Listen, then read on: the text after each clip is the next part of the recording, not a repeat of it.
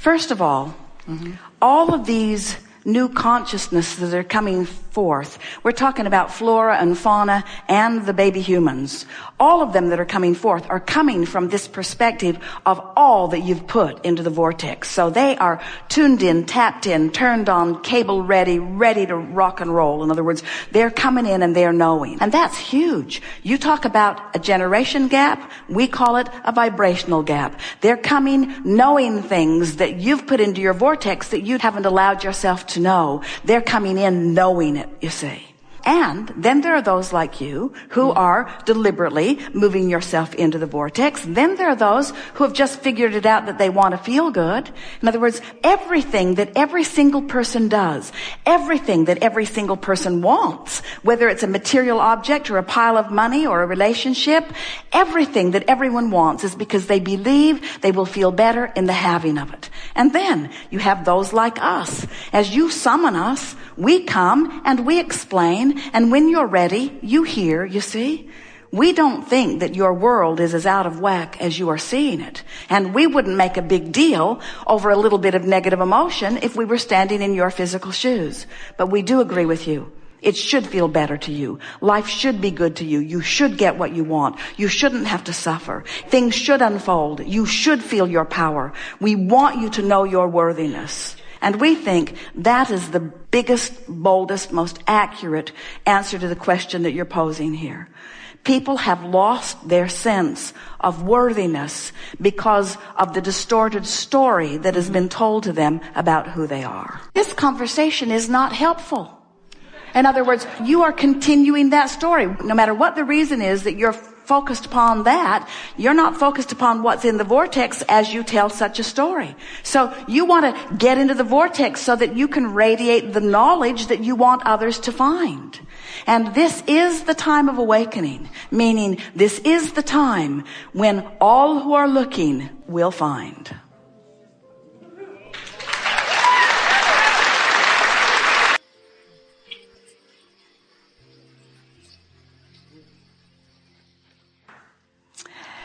We want to find a way of helping you to feel the enthusiasm that we feel when your life causes you to put something into your vortex and then you manage to get in there where it is. That's the thrill of life. And that's the nugget that everyone is looking for. We want to convince you that the perfect world isn't one where everybody knows what you're coming to know and everybody is just this really dynamic, deliberate creator. That's not the perfect world. The perfect world is the world you've got. The perfect world is the world of contrast and balance. The perfect world is the world that stimulates new desire, and some line up with it and some don't. In other words, the perfect world is the world of choice. It's the world of knowledge. And we know that when you find a way to find happiness, that you want to tell everybody about it. But the thing that's tricky about that is somebody who's not in the vicinity of happy can't hear you. And so then you want to say, well, something's screwy with the system. And we say, no, it's not screwy with the system. There might be something screwy with people's ability to understand where they are in relationship to who they are. That's screwy. It's screwy that a mother welcomes a child into the world and then convinces the child that the child should care more what mother thinks than about how the child feels. That's screwy. But don't you notice that as children grow, that they begin reaching for more, and that if they care about knowing that they'll find their way? We cannot assume that people in various religions haven't found something meaningful that is working for them. In other words, we are not for a moment here to suggest that the way that we are explaining all of this is the only way that it can be explained. We understand the laws of the universe, but there are plenty of people who are outside the vortex, who are living, who have put things into their vortex, who find things in religions that you might not find that might help them to close their gap, you see? There's not one right way of living. There are so many right ways of living.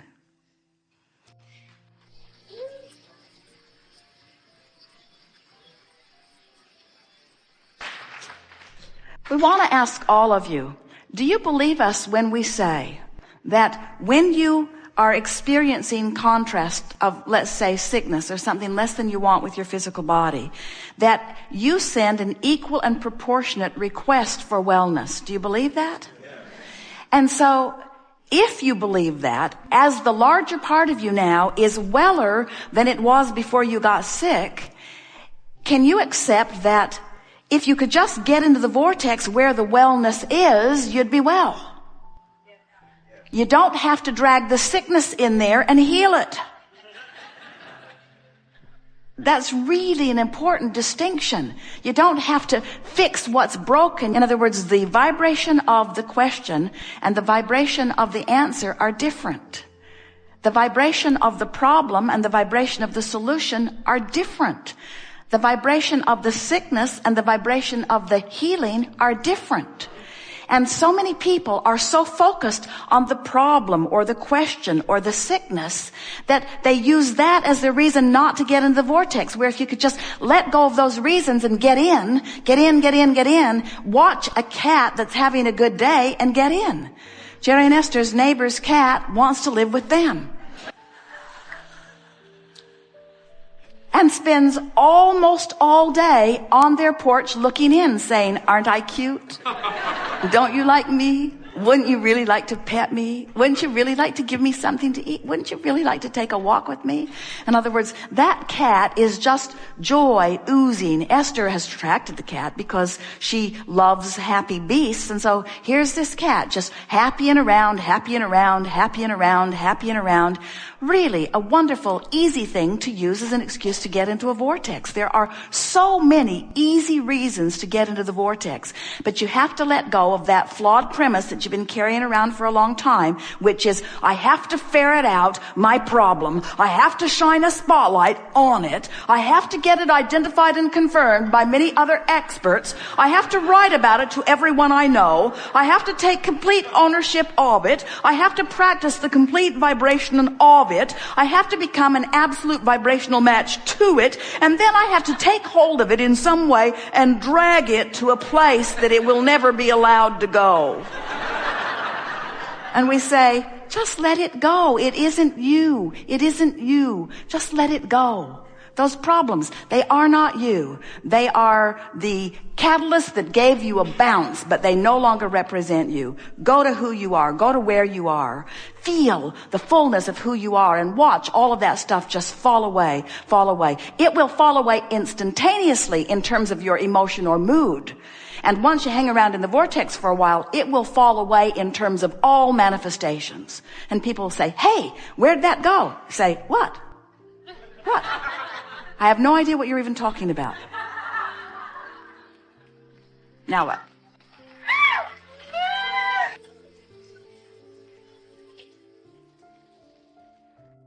So, every now and again, Esther will say, "But Abraham, I would like to be one of the rare exceptions to this. I would like to be able to vibrate outside the vortex and still get what I want." And we say, that's like saying, "I want to take this corner at 100 miles an hour, even though everybody that's tried it over 80 went in the gully." In other words, there are laws that you understand, laws of gravity and laws of inertia, and you've learned to work within them. You know how far you can push them. Oh, you get better suspension, and you put better banking on your corners. In other words, we watch you. You smooth out the bumps in your road so that you can push the limits of inertia law and gravity law. And we see you do that with this law of attraction law. We see you ornerier than you really need to be. We see you pushing the limits of it. But we also notice that when you have powerful, powerful, powerful desire, which occupies part of your thinking, even though there's some doubt that you're lacing it with, you can still take those corners pretty good if your desire is strong enough. And that's really what we want to talk about in the hours that we are together today. I want to show you, with far less effort than you think, how you can tune yourself into alignment with all that you've been asking for, because we want your life to manifest in the way you want it to. However, if you could let go of your quest for manifestation just for a little while and satisfy yourself with the immediate improvement that emotion will bring you. the immediate improvement of just focusing in a way that you feel better, then we will have taught you to focus your way into your vibrational reality. And then you're home free, because you don't have to focus your way into your vibrational reality very long before your reality catches up with it. And when it does, Jerry and Esther must have used the word miraculous 200 times the day the tree came down. It felt miraculous in the sense that they so wanted it, and there it is. And every time they would say miraculous, one or the other of them would just grin at the other one, because they know these things that people call miracles are just logical response of law of attraction to your defined, deliberate intention. Expectation really is the most powerful word that we could present in a forum like this, because expectation includes what you want and your belief about it. So when you want something but you doubt it, your expectation is keeping you from getting in the vortex, keeping you from being a compatible component, keeping you from being in there where things are lining up so that you're not getting any whiff of it, you're not getting any clues on it, you're not in the right place at the right time, you're not making the right decisions.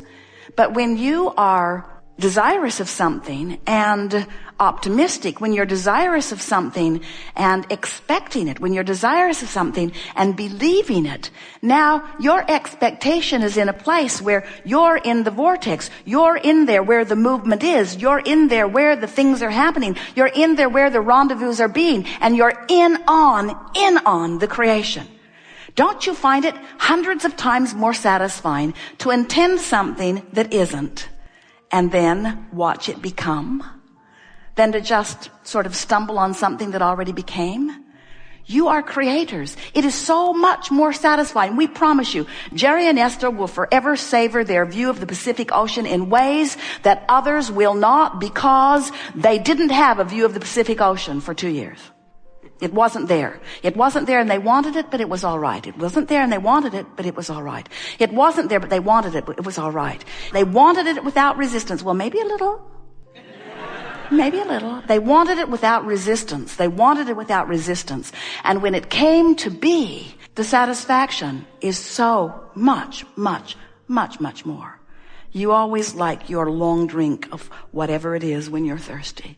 And you always enjoy your meal when you're a little bit hungry.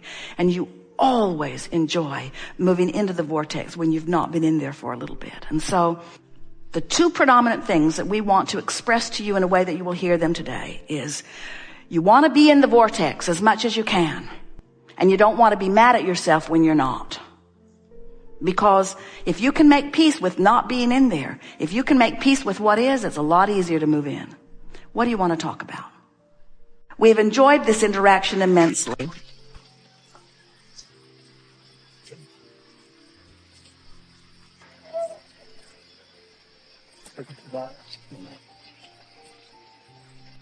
It is delicious to come together with those like you who are coming to know who you are. We really want you to know that from our vantage point, we see you here in this room as having moved in your emotional scale into the place where you are in the vicinity and in the vicinity and in your vortex. Watch for the evidence of that. The fastest way to make things that you've been wanting to happen is to not care that they haven't been happening. In other words, just lighten up, chill out, have more fun, be easier about it. There is great love here for you. And we remain, as always, eternally in the vortex.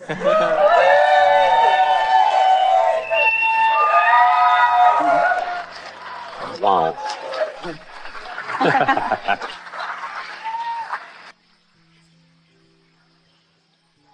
Wow, it's been great, folks.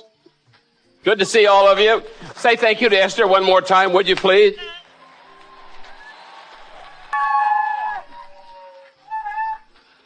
See you downstream.